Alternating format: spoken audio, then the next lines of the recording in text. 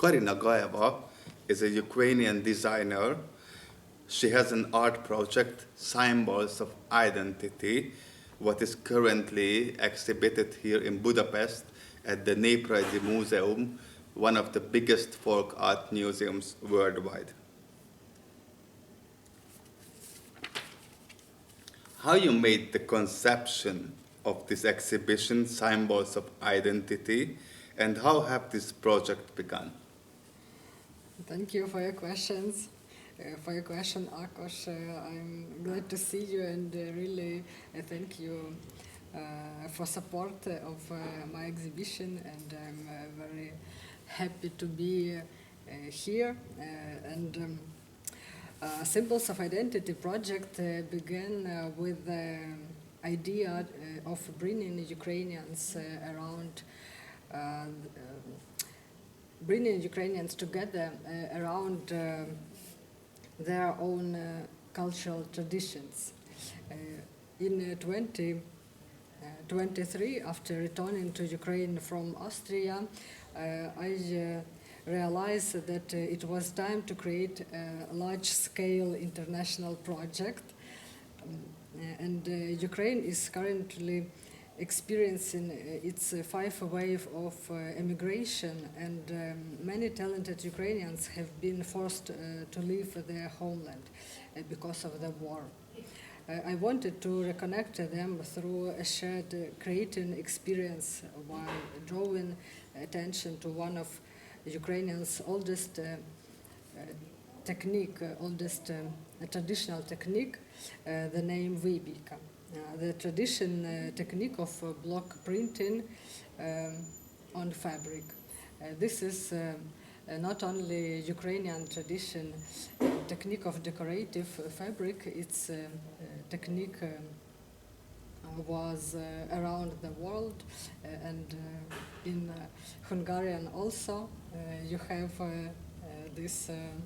the oldest technique. So this is the generation idea of project Symbols of Identity. How is the current situation of the Ukrainian art scene within Ukraine as well, and also internationally? As of now, many Ukrainian artists are in exile around the world. There are many Ukrainian artists who have continued their work abroad after leaving Ukraine, while the majority have remained in the country and continue creating despite the challenges of war. Many male artists, for example, voluntarily joined the armed forces of Ukraine and are now serving as soldiers. Their choice reflects the reality that Ukrainian culture today is being defended not only through art, but also through sacrifice and survival. So a lot of Ukrainian artists still home and didn't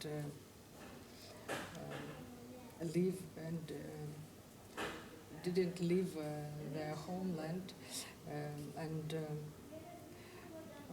work a lot and created art projects like me and like another artist in Kyiv, in a different city of Ukraine. I think now it's a good situation, but it is not a good word for a good situation in the war. But war is really to connect us with our heritage in Ukraine, and a lot of modern projects started in wartime in Ukraine. Where has your exhibition Symbols of Identity been presented so far? So Hungary is the eighth country, and the exhibition has already traveled the 7 countries and 12 cities across Europe and Africa. It was Austria, Portugal, Morocco, France, Netherlands, Belgium, and Switzerland. And now we are here. And, it was a really interesting trip for exhibition. A lot of Ukrainians in different countries saw this exhibition, and it's really nice. It was nice. Is there any ruchnik, as these things are called ruchnik, in the collection that is especially meaningful for you? And are these motifs, what we can see here, traditional folk art motifs or modern motifs, or a mix of tradition and contemporary art? Every ruchnik in the collection is unique, but for example, this one is a ruchnik from Switzerland, and Julia Wirtz, who was creator of this ruchnik, she chose a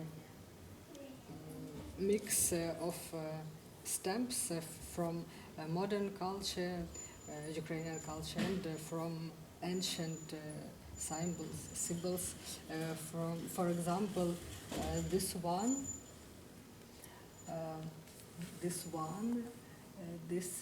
symbols from ancient culture.